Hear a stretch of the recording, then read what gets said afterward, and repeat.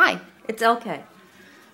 We're going to look at making one of the journals that's in my Creative Wildfire book.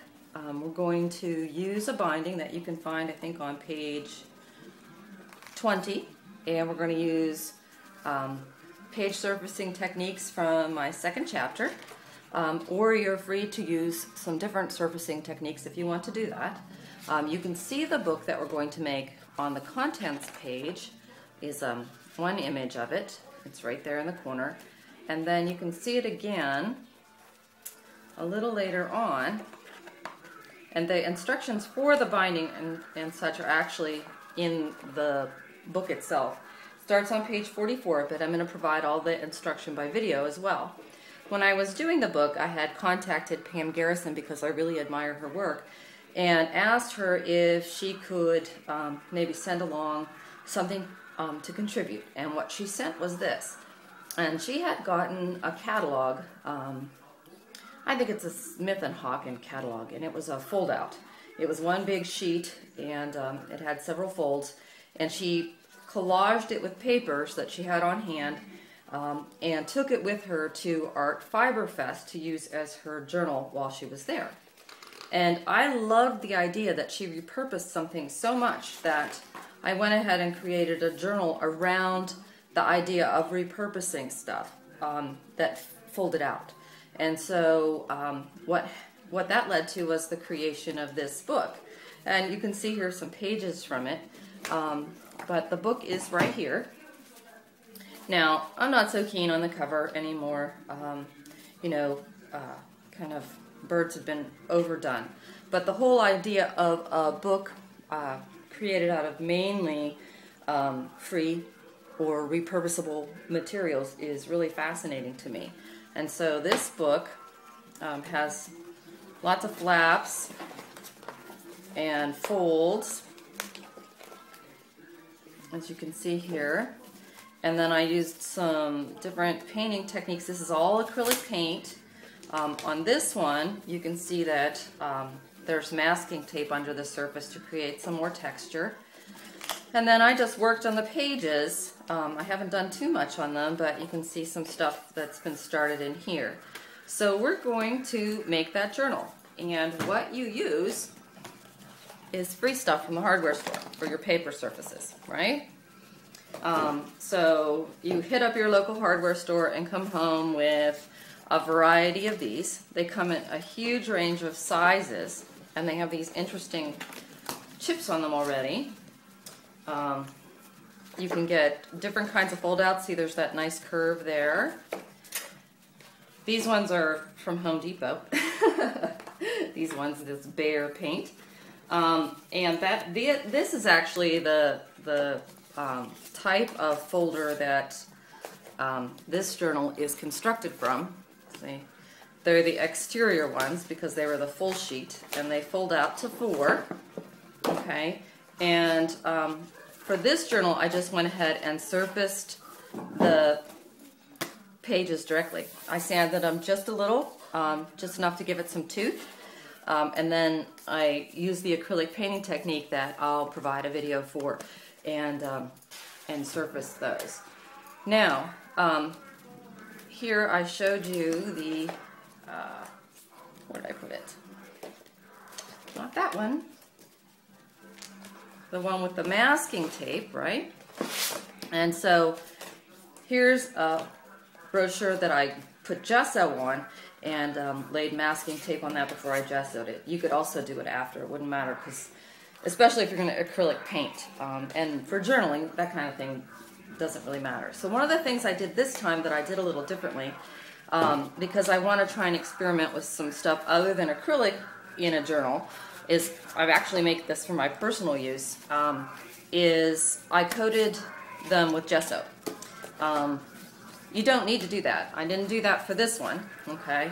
But it does, because the surface is sticky, if you didn't sand it, you'll end up with some sticky spots. You can see I did a nice job of sanding here. Those pages don't stick together, but for some reason, either I put on too much paint, which is also a possibility, and I made this in the summer, so it might have been thick.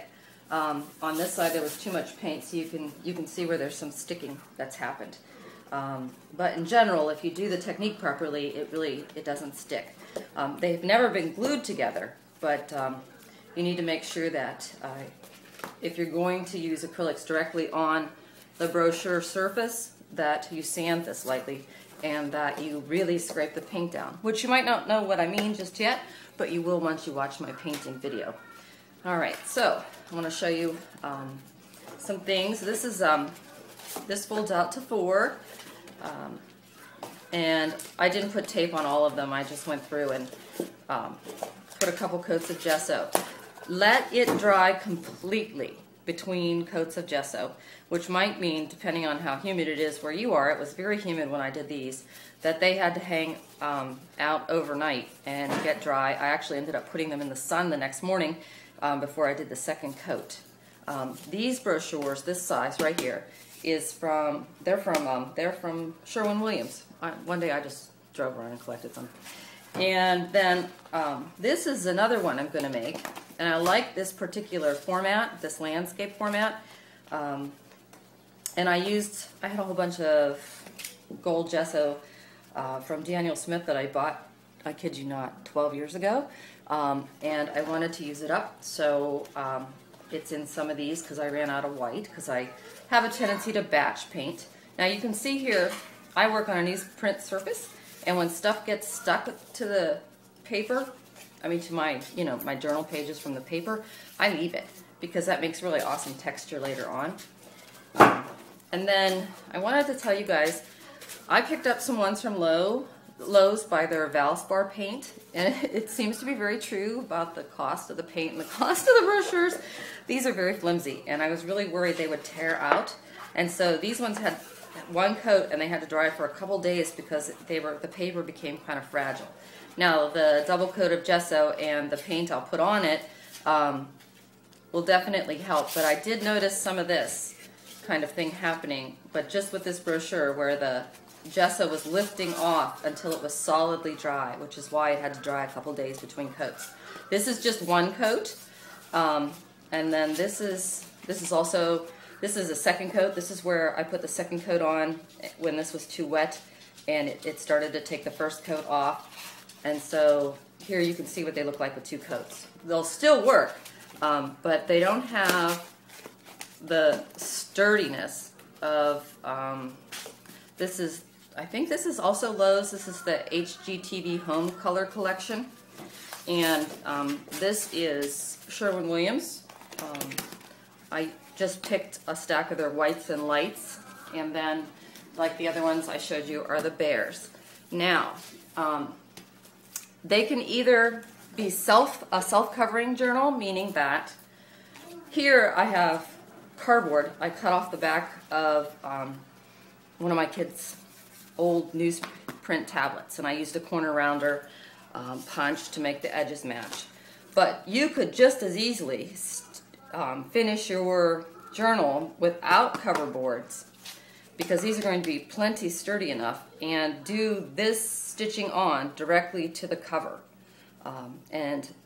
You'll see that during the binding videos. Now, I used wax linen thread. You could just as easily use waxed dental floss. The waxed is important. It holds the tiny little knots that make this binding work together nice and tightly, and you don't have to worry about it.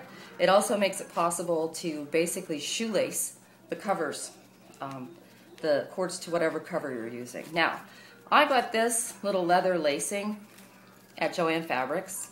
I think it's like 49 cents a yard. They also sell it at Michael's. You could use macrame cord. You could use shoelaces, men's shoelaces, bootlaces, leather bootlaces, hiking bootlaces. What else have I used? Drawstring cord that they sell in packs. It comes in nylon, it comes in cotton, but what you don't want is something really squishy like yarn. Yarn won't work, but cord is very cheap. I would guess that maybe you might even have some shoelaces, leather laces or bootlaces that could get sacrificed, but all in all, the cost of this book is just the cost of your time, the laces, and your paint, really, especially if you're using dental floss. So It's a really inexpensive, sturdy, fun journal. And if you don't like the idea of having 8 million foldouts, right, if that sort of thing bothers you, you can certainly just take those in half and have twice as many pages from each one. But I like the whole fold-out thing, although a lot of times I mix and match, because sometimes that spread, I have this desire to work the whole thing as a unit instead of separate pages, and that can, I don't know, for some reason sometimes that stresses me out. But anyway, so that gives you a whole bunch of stuff to ponder in terms of what you're going to use. So the next time you're out running errands and you're by one of those paint stores or one of the big box hardware stores, go in and nab yourself. Let's see, what do I have for this one? 1, 2, 3, 4, 5. So I had 6 for this one. This one I took because I really like this format, so I have to say I was a little greedy. 1, 2, 3, 4, 5, 6, 7, 8, 9, 10, 11, 12, 13, 14, 15. And there were 5 different brochures, so I took 3 of each. They're free, and I didn't get stopped by anybody. I wondered if, because there actually is a little barcode jibby-jobby on here, if when I went through the security thing with this many in my hand, if the whole thing was going to go off, but nobody even so much as batted an eye.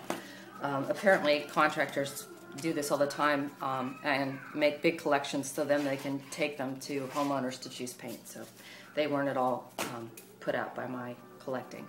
But anyway, so if you are like me, I mean, my husband's a high school art teacher and I stay at home and make art. We're not exactly filthy rich.